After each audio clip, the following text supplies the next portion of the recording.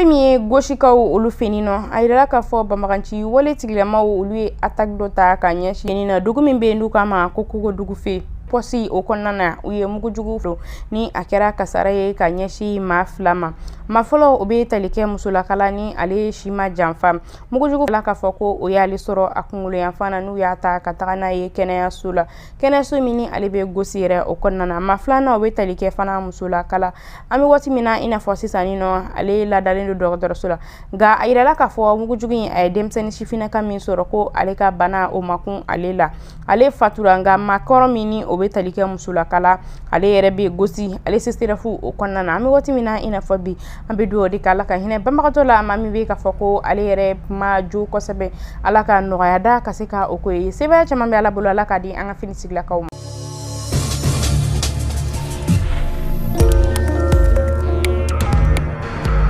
An bɛ taa Masinaba kɔfɛ a yirala k'a fɔ fɛn min ye Sarukaw olu feni nɔ bi Saro dugu kɔnɔdenw olu bɛ kule la kama sɔrɔ bamaganci wali tigilamaw olu kelen do ka se ka taa wulikajɔ kɛ olu kama ni sɛnɛkɛ wagati na ni suma dan wagati ninnu yɛrɛ o kɔnɔna na u y'a yira k'a fɔ ko fɛn min ye wulikajɔ o ka se ka kɛ Mali finitigilakaw fɛ lakana bɛ se ka sabati cogoya min na Masinaba kɔfɛla la kɛrɛnkɛrɛnnenya la Sarukaw olu yɛrɛ feni nɔ k'u b'u ka welewelemada kan kɛ ka ɲɛsin jamana ɲɛmaaw ale ni finitigilakaw yɛrɛ la.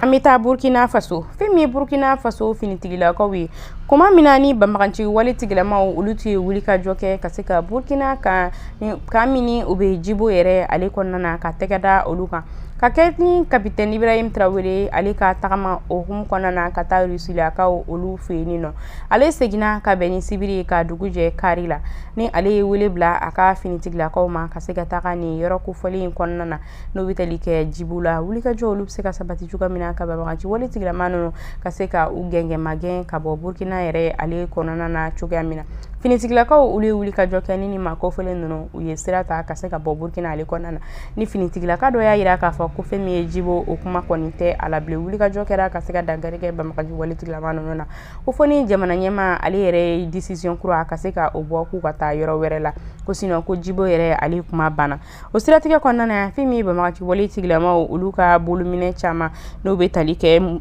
kɛlɛminɛnw olu la fo ka taa se mugujugu forotɔw ma ka taa se sefa wari miliyɔn 160 la tɛgɛsɛra ka da olu kan finitigilaka ninnu olu bolo ka taraki ka bɔ bamaganci wale tigilama ninnu.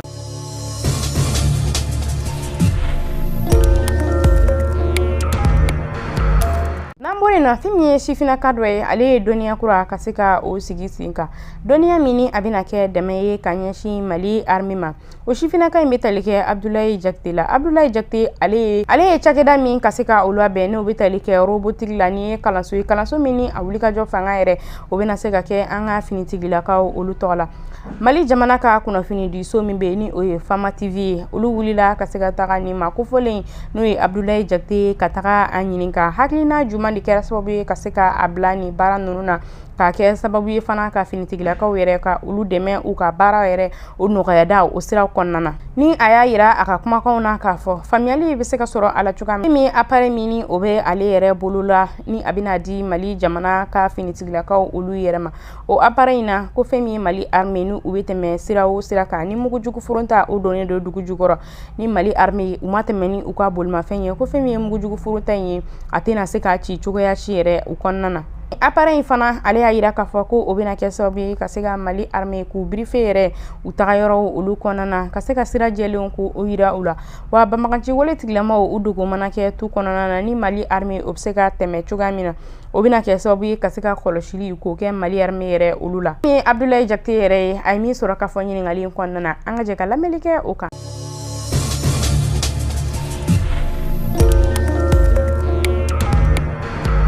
De nos dernières innovations, qui est un brouilleur qui a été conçu pour éviter lorsque nos militaires sont dans le désert et qui sont face à des EEI, des engins improvisés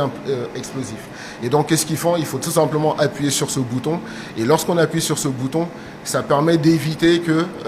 les bombes, les explosifs qui ont été enfouis dans le sol puissent exploser. Donc l'objectif, c'est tout simplement que nos militaires doivent avoir ce type de dispositif dans leur voiture. Et donc ce qui fait que pendant pendant qu'ils sont en train de rouler, ils activent juste le dispositif. Et donc ça permet vraiment donc de brouiller au fait, le fait qu'on puisse déclencher à distance les EEI. Donc ici, nous avons un gilet de surveillance géovisio mobile, dans le sens où il est intelligent, il est muni d'intelligence artificielle au niveau de la caméra pour la reconnaissance faciale. Et donc ce gilet est aussi muni d'un système de GPS. Donc ce qui fait que, par exemple, lorsque nos militaires sont sur le front et que, par exemple, il y en a qui sont pris en embuscade, dans le gilet, il est muni d'un bouton SOS. Donc une fois que le porteur de gilet appuie sur le bouton SOS, automatiquement le gilet génère des photos ainsi que les positions de GPS qui sont automatiquement transmises à la tour de contrôle. Et donc de là-bas, on peut savoir que l'agent numéro 005 a des problèmes. Et sur la même carte, on peut voir tous les autres agents qui sont aux alentours et leur dire qu'il y a tels agents qui sont pris en embuscade, voici les coordonnées, vous pouvez les porter secours automatiquement. Donc en même temps, il permet d'éviter que nos soldats s'égarent dans le désert parce que les positions sont toujours connues en temps réel H24.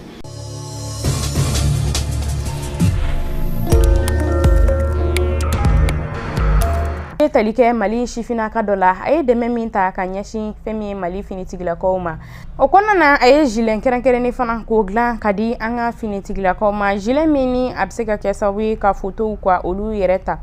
Fɛn min ye Jakite robotiki ye, ale ye a ka robot fɔlɔw dilan ni a taara ka mission na ka se ka segin ni foyi ma ale sɔrɔ.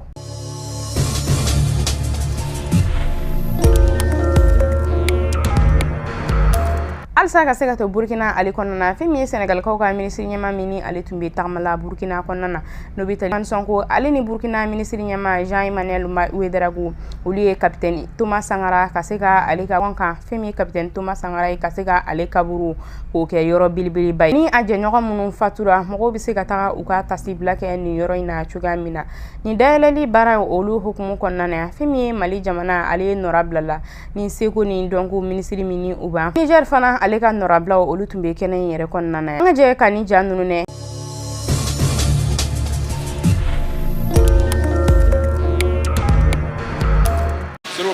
Pour la première fois, les trois chefs de gouvernement entrent dans le monument.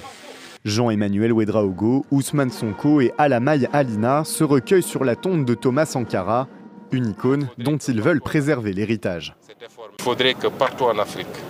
cet effort mémoriel, qui n'a rien à voir avec une quelconque forme de rancœur, mais ce devoir mémoriel se fasse pour que jamais plus l'histoire ne se répète. Et c'est pourquoi je suis très ému d'être là. Le mausolée a été conçu par le Burkinabé Francis Kéré, lauréat du prestigieux prix Pritzker en 2022. Il se dresse à la Maison de l'Entente, le lieu où Thomas Sankara a été assassiné en 1987. Des rues de Ouagadougou ont été baptisées du nom de ses 12 compagnons tués le même jour.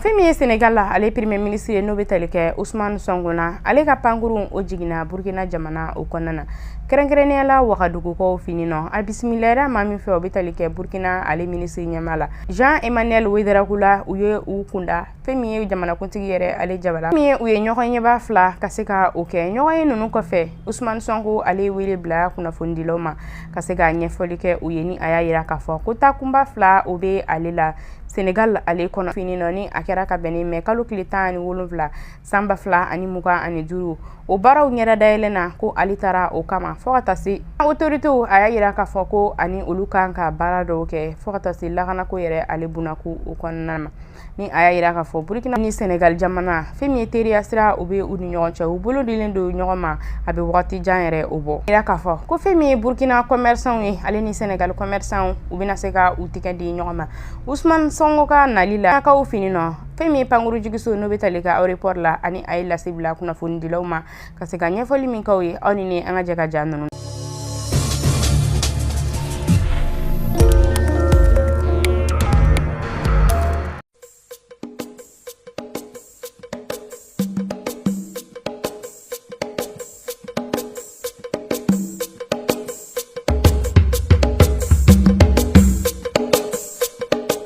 Je tiens d'abord à présenter mes hommages les plus chaleureux à son Excellence, Monsieur le Président du Burkina Faso, Monsieur le Président Ibrahim Traoré. Remercier Monsieur le Premier ministre et tout son gouvernement pour l'accueil chaleureux qui nous a été réservé depuis notre arrivée. Lui transmettre les salutations de tout le peuple sénégalais, à la tête duquel son Excellence Monsieur le Président Bassirou Diomaye Diakhar Faye, qui a bien voulu autoriser cette mission sur invitation de mon homologue du Burkina Faso, riche déjà d'une vingtaine d'accords entre nos deux pays, mais une vingtaine d'autres accords qui sont aujourd'hui en cours de discussion et qu'il faudrait rapidement finaliser pour pouvoir renforcer la collaboration bilatérale, mais également la collaboration multilatérale dans le cadre de l'espace que nous partageons en commun.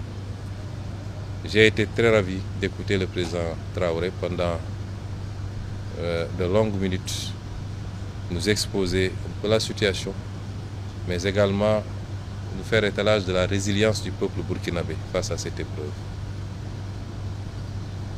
Réitérer son ouverture et celle du Burkina Faso à rester un facteur d'unité africaine, d'unité dans la sous-région, un facteur d'ouverture dans la collaboration à la fois économique et sécuritaire, parce que j'ai tendance à dire que ce continent n'a que ces deux défis. Et tout ce que nous devons faire doit tourner autour de cela. Évidemment, pour un pays comme le Burkina, le défi s'en trouve beaucoup plus important de devoir faire face aux exigences économiques qui sont des exigences pour tous les peuples, mais particulièrement les peuples d'Afrique, mais en même temps à devoir faire face à la crise sécuritaire qu'il vit.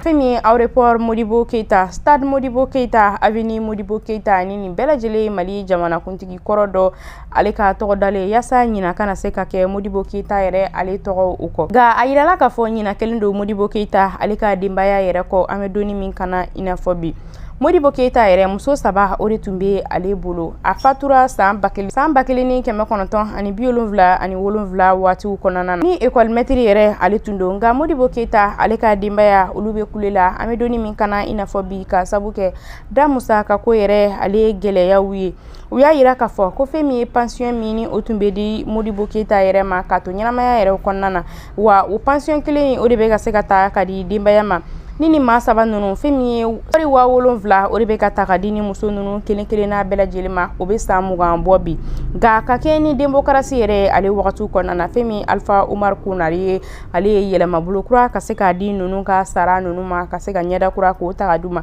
fɛn min ni a bɛ se ka kɛ u ma nisɔndiyaba ye kɛ u yɛrɛ ma nisɔndiyaba ye ni wagati laban ninnu kɔnɔna na maa caman ye bɔlɔlɔsiraw kan k'a fɔ ko fɛn min ye Modibo Keita ye a denw u bɛ fɛn ka foro ka se ka o feere ka bɔ Modibo Keita yɛrɛ ale tɔgɔ la ka sabu kɛ gɛlɛya ye ni maa caman y'a yira k'a fɔ ko ni foro kofɔlen ko a man kan k'u ka feere sabula ko jamana maa caman olu b'u ɲɛda kofɔlen ka se ka damu da ni Modibo Keita yɛrɛ ale tɔgɔ ye nka u y'a yira k'a fɔ ko gɛlɛya o de bɛ ka o bila nin waleya ye min ye Mali jadila dɔ ye n'o bɛ tali kɛ Boumabel Jawara la ale wulila ka se Modibo Keita yɛrɛ ale fini nɔ ka taa ɲininkali tɛnkun a baramɔgɔw la kɛrɛnkɛrɛnnenya muso a ye ɲininkali ka tɛnkun o la denmuso in ka kumakanw na a y'a yira k'a fɔ ko gɛlɛya o de bɛ olu kan an bɛ waati min na i n'a fɔ bi ka sabu kɛ jamana ɲɛmaaw olu ma kɔfilɛli kɛ Modibo Keita la ko hali olu bɛ du min kɔnɔna na yan nɔ fɛn min ye Ala ma hinɛ la Ibrahim Boubacar Keita la ale ka fanga waatiw la ale de y'o ta jamana yɛrɛ ka sɔrɔ bondaw la ka se ka o di olu ma denmuso in ka kumaw kɔnɔna na fana a y'a yira k'a fɔ ko don min ale ba tɛ ale dan b'a la k'a fɔ ko ale bɛna gɛn ka bɔ nin dukofɔli yɛrɛ ale kɔnɔna o tɛmɛlen kɔ fana a y'a yira a ka kumaw la k'a fɔ ko wagati tɛmɛlenw na fɛn min ye EDM ye ko a taara courant tigɛ olu ka so ni a kɛra jigilatigɛba ye olu ma ka ɲɛsin jamana yɛrɛ o kama k'u bɛna wuli a ye a laɲini ko ka se ka u ka hakɛw ka segin u ma n'a ma ɲa fen caman talen do ka da olu fa tɔgɔla ni o dɔ bɛ tali kɛ aéroport la n'o bɛ tali kɛ an ka pankuru jigiso la ka taa se stade Modibo Keita ma ni olu ye delanci kɛnɛba ye jamana in yɛrɛ ale kɔnɔna na avenir Modibo Keita ni kelen-kelenna bɛɛ lajɛlen talen do ka di Modibo Keita ale tɔgɔ ma nka an bɛ donni min kana i n'a fɔ bi u y'a yira k'a fɔ ko gɛlɛyaba o bɛ olu yira k'a fɔ k'u bɛ welewelema da kan kɛ jamana fɛ yasa olu ka hakɛ a bɛ se ka segin u ma cogoya min na u ye min sɔrɔ k'a fɔ Bumabel Jawara ale ni Modibo Keita ala ma hinɛ la denmuso a ye min sɔrɔ k'a fɔ ni an ka jɛ ka ɲɛmadali kɛ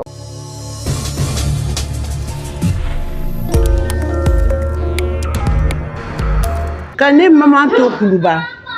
énergie mɔgɔw tun bɛ taa ne maman ka courant tigɛ fa bɛ kasa ɲɛdi la Modibo kɔ o y'a sɔrɔ tɔw bɛɛ ka courant n'u ka ji talen don en charge a y'a fɔ ko Hatuma y'a fɔ Hatuma tɛ nkalon tigɛ Modibo mun tɔgɔ dalen bɛ aéroport kan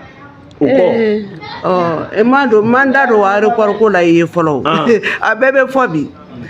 tu sais que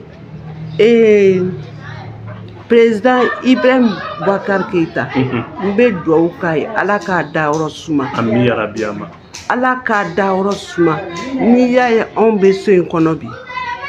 ko courant sara ko dagatanw bilala ko ji sara ko dagatanw dala ale don ala k'a sara ye alijinɛ na y'a 5 ans ale de y'an bila yan wa fana a tun bɛ fɛ fana ka so in d'a ma de mais ala nana n'a ka latigɛ ye sinon ne tun b'a dɔn n'ale tun bɛ yen bi sabu so in dira anw ma so in fana an y'a ɲini dɛ an y'a ɲini k'a fɔ ko k'a d'a ma k'a di Modibo ka famille ma musokɔrɔba yɛrɛ y'a fɔ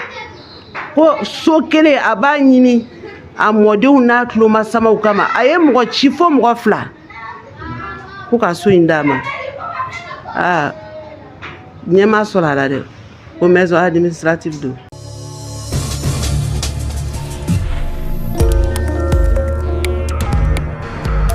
Amsado me kalo kleta ni goro samba fla ani muka ani duru femi Mali jamana premier ministre nyamai no betali ke journal de division Abdoulaye Maïgala ali tamake ka se ka taga bara do ka olu buluda mamunu be ka foko olu siglendo jitemesrew la kerenkrenia la kodo ali ni fulunda olu konnana ni wuli ka jobe na ke ka se ka ta ni manono ko ula buyino yasaji o ka se ka teme ateme ko nyumana kakeni samba fla ani muka ani nani wakati ulaji ale kasara bake Mali jamana yɛrɛ o kɔnɔna kasara mini a fanga bonyara ka ɲɛsi denbaya caman yɛrɛ olu ka du kɔnɔna ma o siratigɛ kɔnɔna ya Mali ministre ɲɛma do bitali kɛ général de division Abdoulaye Maïga ale ye programme kuraw bɔ wulikajɔ minnu ni u bɛna se ka kɛ Bamako yɛrɛ ale kɔnɔna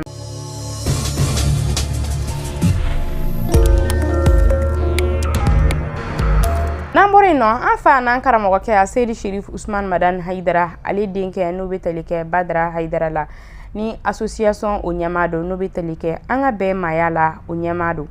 ale ye lase dɔw kɛ a ka wajulu o kɔnɔna na lase min kɔnɔna ni a bɛ ka boli fɛn min ye jamana in ale yɛrɛ kiriko kunna ni a y'a yira k'a fɔ bi ko fɛn min ye fantanw ye olu ka hakɛ o tɛ ka se ka di u ma kiri tigilamaw olu fɛ ni a kelen do dekunba ye bi ka ɲɛsi denbaya caman yɛrɛ ale kɔnɔna na Badara Ali Haidara a ye min sɔrɔ k'a fɔ kuma ninnu kɔnɔna na an ka lajɛli kɛ a kan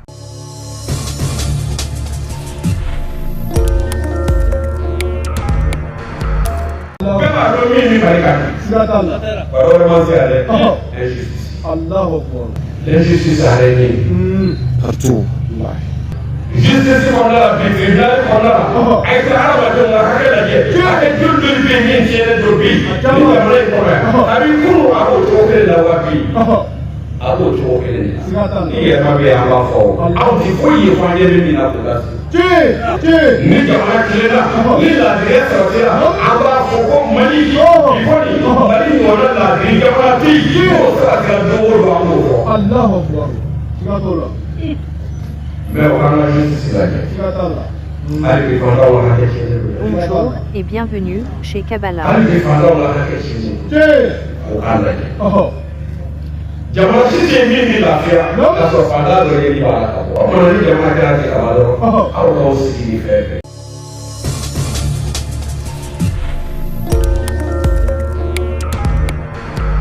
Senegal donantilanw olu be dimina bi wa olu be ɲɛjila bi ni wagati kofilina ka sabu kɛ Senegal dolacila dɔ ale fatuli no be tali kɛ Fayin Diouf Ndiaye Fayin Diouf Ndiaye ale fatura mɛ kalo tile 17 san 2025 kuma mina ni u tun be je yɛrɛ ale kɔnɔna ni ma kofolen yɛrɛ ni o be tali kɛ Fayin Diouf Ndiaye la ni ale tun ye kapitɛni Lus Ukam ale yɛrɛ kɔnɔ sɛgɛsɛgɛliw tɛmɛlen kɔ a yirala k'a fɔ ko fɛn min ye o de ni ma kofolen minɛ ni o kɛra sababu ye ka se k'a ka kalifa yɛrɛ ko o minɛ la tuma mina ni u tun be je yɛrɛ o kɔnɔna na.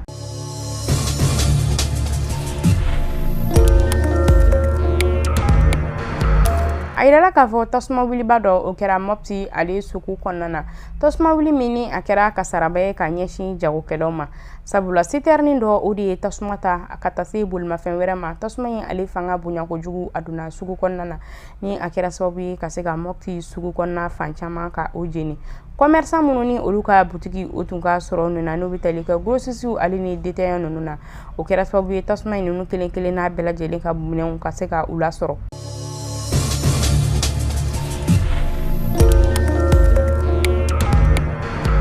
Mita jɛmankaw olu fini ka kɛ ni sibiri dɔ ye ni o bɛnna mɛ kalo tile 17 san 2025 ka dugu jɛ fɛmi karido mɛ kalo tile 18 san 2025 o kɔnɔna na fɛmi ye jɛmankaw fini nɔ olu tun y'a yira k'a fɔ k'u ka CCRF ale ambulance o tununen don ka sabu kɛ maa dɔ ale de kɛra sababu ye ka se u ye nin maa kofolen ka se ka bugunatigɛ bɛɛ lajɛlen k'o di n'u y'a yira k'a fɔ maa farikolo jɛtigi dɔ ni a ye nin ambulance kofolen ta ka se ka i kunda n'a ye Moritani yɛrɛ ale kɔnɔ mina ni wulikajɔ olu kɛra fɛmi ye Moritani ale ni jɛma yɛrɛ ale dancɛla n'o bɛ tali kɛ Korebakaw olu fini tigilakaw olu ka wulikajɔ fanga tɛmɛlen kɔ ka se ka sɛgɛsɛgɛli k'olu boloda ka ɲininiw kɛ ka sababu ye ka se ka tɛgɛda ni maa kofolen yɛrɛ kan ni dugudenw olu ka wulikajɔ fana olu ye ɲinini kɛ nin na ni kilomɛtiri 2 ka kɛ ni bienu yɛrɛ ale ni Fissuru olu ni ɲɔgɔn cɛ ni bɛɛ lajɛlen be kurunbe ale yɛrɛ marakafo o kɔnɔna na ni u bɛɛ lajɛlen be ka boli ni ɲɔrɔn ale ka yamaruya olu kɔnɔna olu kɛra sababu ye ka se ka tɛgɛda ni maa kofolen ale yɛrɛ kan ka ni bolimafɛn ka mina la n'o bɛ tali kɛ jɛmankaw olu ka CCRF ambulance la Keni Safune Jakite ale ka kumakanw ye n'o bɛ tali kɛ ɲɔrɔn ale médecin chef la ale y'a yira k'a fɔ ko wulikajɔ ale ni sɛgɛsɛgɛliw tɛmɛlen kɔ ka se ka kunnafoni jɛlen k'o di ɲinini kɛbaw ma n'o bɛ tali kɛ finitigilaka minnu ni olu ka wulikajɔ bɛnnen don ni yɔrɔ kofɔlen in ma o bɛ ka se ka tɛgɛda ni maa kofɔlen kan ni a yɛrɛ tɔgɔ ye Bintu Sirifu ye tɛgɛdalen kɔ a kan a bɛ jɛma ale finitigilakaw olu bolo.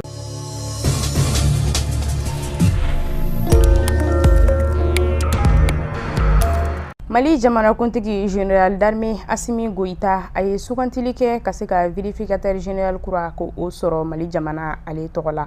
ni o bɛ tali kɛ Abdul Aziz Agi Sa ka wulikajɔ o tɛ dɔwɛrɛ ka se ka sɛgɛsɛgɛliw kɛ Mali jamana ka cakɛda minnu bɛ yen nɔ ka wulikajɔ kɛ o musakaw olu sɔrɔli yɛrɛ o bunaku o kɔnɔna na fɛn min ye nin wulikajɔ in senfɛ a yirala k'a fɔ maakɔrɔ min ni ale tun ye vérificateur général ye jamana in kɔnɔna na ni ale fana ka wulikajɔ o kun tɛ dɔwɛrɛ ka se ka sɛgɛsɛgɛliw kɛ jamana ale yɛrɛ ka cakɛda tuma min na ni ale taara baara bila la General Assimi Goïta a ye sugantili kɛ ka se ka maakura k'o bolo ɲɛsin o la k'o ta k'o kɛ vérificateur général ye Abdul Aziz Agisa a yirala k'a fɔ ale tun bɛ bureau de vérificateur ale yɛrɛ kɔnɔna na ni vérificateur général kɔrɔ ale ka secrétaire général o tun ye Abdul Agisa yɛrɛ ye.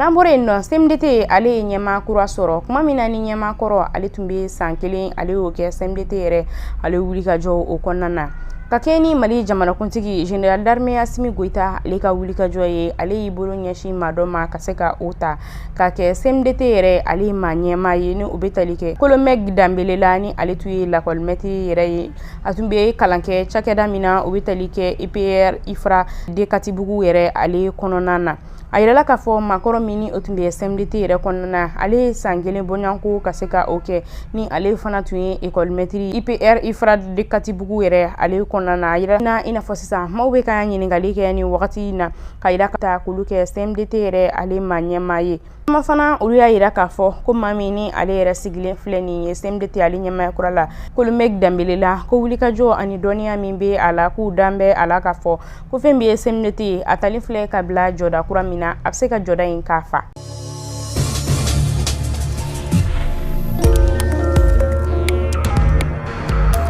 n'an bɔra yen nɔ an bɛ taa Mali douane na. Mali douane ye wulikajɔba dɔ kɛ, wulikajɔ min ni a kɛra nisɔndiyaba ye, wulikajɔ min ni maa bɛ se k'a bila i kunna ka Amadu Konate ale ni a ka cɛdenw ni ale bɛ douane o ɲɛmaaya la bi k'a fɔ ko u bɛ wulikajɔ la jamana in ale. O ma sɔrɔ dɔwɛrɛ fɛn min ye carte de transport dɔ ye ni ale tun bɛ ka bɔ an sigiɲɔgɔn jamana dɔ kɔnɔna na n'o bɛ tali kɛ Côte d'Ivoire la ka se ka i kunda ni a ye Mali jamana yɛrɛ kɔnɔna na ni sika kɛn bɛ ala ka fɔ ko ni carte de transport yi Mali jamana yɛrɛ o ta don. Siratigɛ kɔnɔna na ka kɛ ni douane ma olu ka wulikajɔ an'u ka cɛsiri n'u ka timinanja ka se ka jateminɛliw ka olu boloda. Fɛn min ye mugujugu ye, mugujugu min ni a bɛ kɛ min maaw bolo a yirala k'a fɔ o caman o sera ka minɛ ni maa ninnu bolo. O tɛmɛlen kɔ fɛn min ye sanubɔlaw ye olu ka mugujugu min ni o kala o bɛ wulikajɔ kɛ ka se ka foroninw ka olu kɛ a yirala ka o 12 tɛgɛsira ka da o kan ni maa ninnu olu bolo. Halisa ka se ka to hokumu kelen o kɔnɔna na ya buton minnu ni olu bɛ wulikajɔ kɛ ka se ka foroninw k'olu yɛrɛ boloda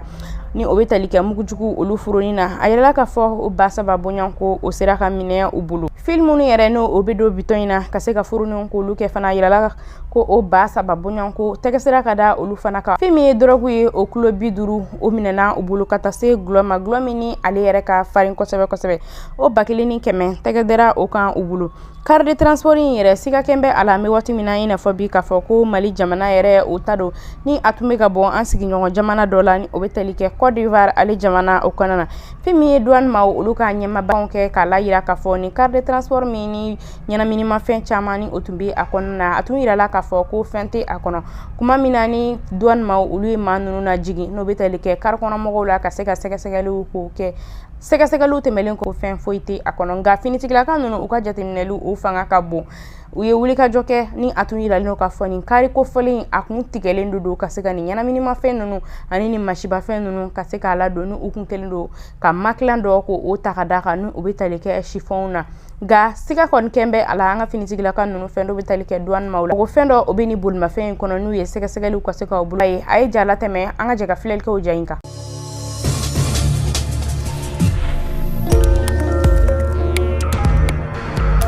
Minɛn minnu donna n'u minɛna ani u donna ni mobili sugu min ye o y'a kɛ bisi de kɔnɔ o ma kɛ bisi kɔnɔ tɛ dɛ o ye bisi in kɔnɔna k'a labɛn k'a tigɛ k'a sude ka minɛn ninnu don a kɔnɔ. Mugu pɛrɛnfɛn 12 détonateur minnu mugu pɛrɛnfɛn ninnu bɛ labɛn ni minɛn minnu ye pour que ka i to yɔrɔ jan ka bouton appuyer dɔrɔn ka tiɲɛni kɛ o 3,275 cordon fil min bɛ don olu ni ɲɔgɔn cɛ o 3,275 drogue min an b'a fɔ o ma ko couche min bɛ dilan ni adamaden salen kolo ani cannabis k'o ɲagami ɲɔgɔn na ka tila k'o di mɔgɔw ma mɔgɔw ko o consommer n'i y'o o drogue ta adamaden kolo bɛ min na cannabis b'a la yɔrɔ kɔni i bɛ bi cogo la mais o drogue o farala ninnu kan o tun bɛ don o bɛ feere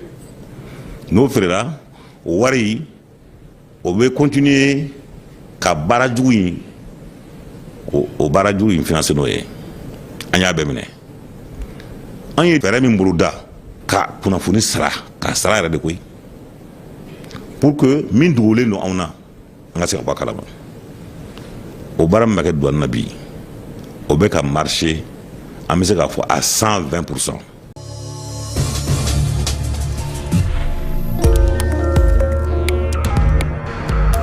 Aw ma minnu bɛ k'a fɔ ko bana o kɛra aw la jarabilan ye aw kana ɲina ko Solomani Sanogo di sinifu kɛ ale nalen don ni farafinfura gɛrɛgɛrɛ farafinfura min ko an ko a ma ko damsa